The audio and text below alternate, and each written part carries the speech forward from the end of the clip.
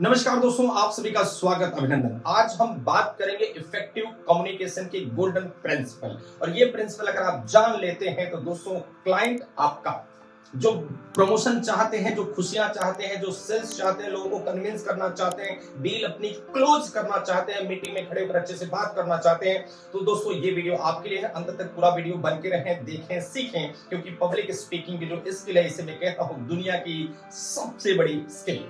तो दोस्तों, ये दुनिया बातों का बाजार है। जिसको बात करना आ गया उसकी मुट्ठी में संसार है। सो पहला प्रिंसिपल दोस्तों कहता है पब्लिक स्पीकिंग का कि व्यक्ति सबसे इंपॉर्टेंट होता है। कि कौन कह रहा है, व्यक्ति प्रधान होता है। मतलब अगर कोई आपको कह रहा है कि आपकी मृत्यु हो जाएगी, तो आपको सबसे पहले यह सोचना है कि कौन कह रहा है। अगर डॉक्टर कह रहा है तो भाई विचार करने की बात, अगर आपको कैंसर है, कोई समस्या है, तो इस पर आपको सोचने की जरूरत है। ज्योतिष कह रहा है तो उस पर भी थोड़ा सा विचार करने की जरूरत है, क्योंकि ज्योतिष अपने आप में कंप्लीट शास्त्र है, उसके पीछे गणित है, विज्ञान है। और कोई गुस्से से आपको कह रहा है कि आप कल मर जाएंगे, कोई झगड़ा करके, कोई चिढ़ के आपसे कह रहा है कोई आप मर जाएगा, आप टेंशन में लेकर बैठ गए, मैं तो मर जाऊंगा, मेरे को बुरा बोल दिया, मेरे को बददुआ दे दिया। तो दोस्तों, पब्लिक स्पीकिंग में इस बात को ध्यान रखना कि किस बात को हमें दिल तक पहुंचानी है, किस बात को अपने दिमाग में जगह देनी है, और किस बात को एक कान से सुनकर दूसरे कान से निकाल देना है। दूसरी बात है दोस्तों, स्थान प्रधान होता है कि किस जगह पर कौन सी बात कही जा रही है।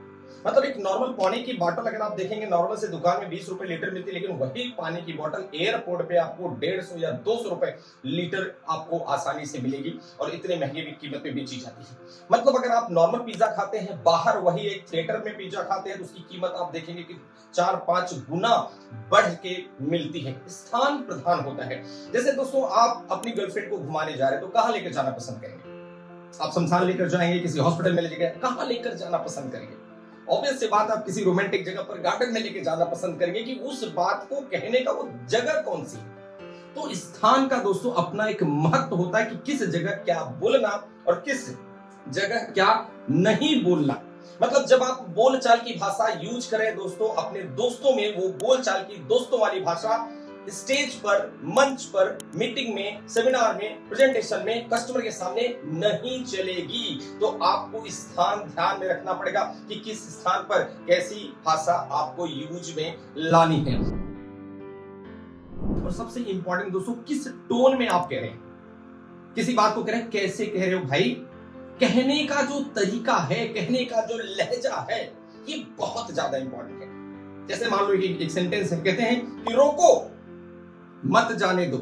देखो, एक पॉज हमने लगाया, कॉमा लगा दिया। कॉमा का फर्क देखिए, रोको मत जाने दो, मतलब हम कह रहे हैं कि भाई उसको रोक लो, उसको जाने मत दो।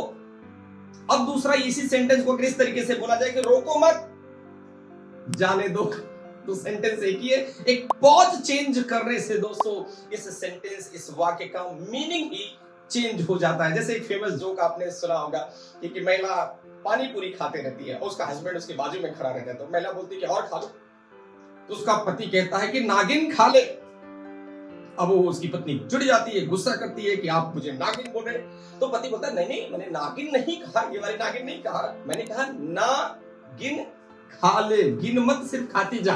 तो दोस्तों, ये है कहने का फर्क कि आप किस टोन में, किस लहजे में किसी को कहते हैं। कितने लोग मानते हैं दोस्तों कि एक दोस्त जब आपको गाली देता है प्यार की भाषा में, तो आपको गाली भी प्यार जैसी लगती है। और कोई गुस्से में आपको अबे भी बोल दे तो तीर जैसे जाके चुभ जाता है। मानते सभी लोग? मधुर वचन है औषधि, कटु वचन है तीर। कभी कभी मीठी वाणी देखिए औषधि का काम करती है, और कड़वी वाणी अलग लहजे में, गलत लहजे में जब बोल दी जाती तो तीर का काम करती है। और कहते हैं दोस्तों कि मेरे पीठ पर जितने घाव के निशान हैं, मेरे पीठ पर जितने घाव के निशान हैं, मेरे अपनों ने दिए हैं, गैरों के लिए तो आज भी सीना चौड़ा करके खड़ा हूं। तो जो अपने होते हैं, खास करके जब वो कोई तीखी बात बोल देते तो इंसान देखना घबरा जाता है। ये जो टोनिंग है, ये जो लहजा है, किस लहजे में कह रहे हैं, ये एक पब्लिक स्पीकिंग का बहुत ही मास्टर पॉइंट है। फॉर एग्जाम्पल दोस्तों, मैं आपको एक छोटी सी कविता बोल के बताता हूं, बहुत ध्यान से आप सभी को सुनना है, बहुत ध्यान से सुनना है। कश्मीर की घाटी घायल, फिर भी यही सवाल है, त्रिपुरा, असम, मिजोरम के भी सीने में भूचाल है, धरती, सागर, घाटी, सबकी धड़कन बाकी है, गंगा तट से झेलम तक का पानी लाल है, अगर इन खतरों से मेरी भारत माँ का आंचल पट जाएगा, स्वतंत्रता रोएगी, अपना लोकतंत्र मर जाएगा। ये कविता आपने सुन लिया, अब यही कविता फिर से सुनिए। कश्मीर की घाटी घायल, कश्मीर की घाटी घायल, फिर भी यही सवाल है। त्रिपुरा, असम, मिजोरम के भी सीने में भूचाल है, और धरती, सागर, घाटी सबकी धड़कन बाकी है। गंगा तट से झेलम तक का पानी लाल है। अगर इन खतरों से मेरी भारत माँ का आंचल पट जाएगा, स्वतंत्रता रोएगी, अपना लोकतंत्र मर जाएगा। स्वतंत्रता रोएगी, अपना लोकतंत्र। मतलब कहने का मतलब लहजा समझ में आ रहा है, टोनिंग समझ में आ रही, किस लहजे में आप अपनी बात रख रहे हो, इसका बहुत बहुत बहुत ज्यादा इंपॉर्टेंस है। मतलब इस टोनिंग को मैं पब्लिक स्पीकिंग का हार्ट कहता हूं, जो आपकी पूरी स्पीच में ब्लड सर्कुलेट करता है। यही टोनिंग है जो तालियां बजवाता है, यही टोनिंग है जो पब्लिक को अट्रैक्ट कर लेता है, यही टोनिंग और वॉइस की क्वालिटी है दोस्तों, जो कन्विंस कर देता है लोगों को, जो डील क्लोज कर देता है, लोगों को इमोशनल बना देता है।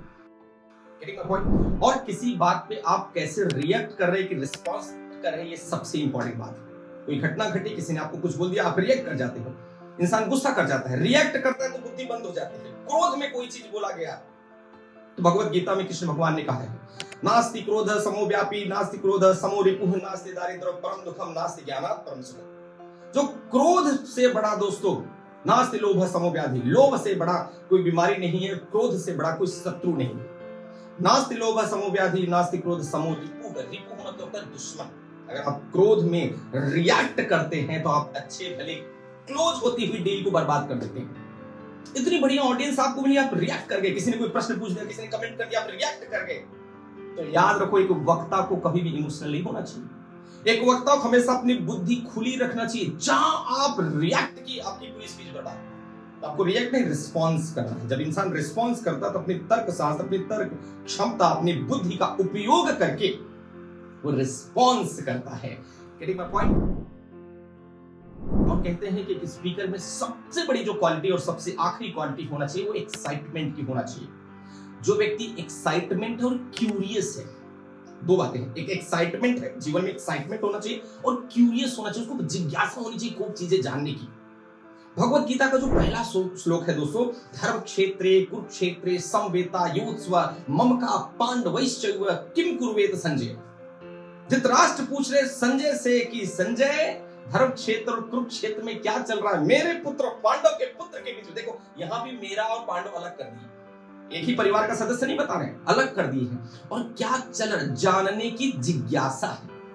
जब तक आपके मन में जानने की जिज्ञासा बची रहेगी, तब तक आप एक अच्छे वक्ता बनते रहेंगे, सीखते रहेंगे, और आपकी वाणी में ओज और जोश आता रहेगा। तो जिज्ञासा कभी खत्म ना करें।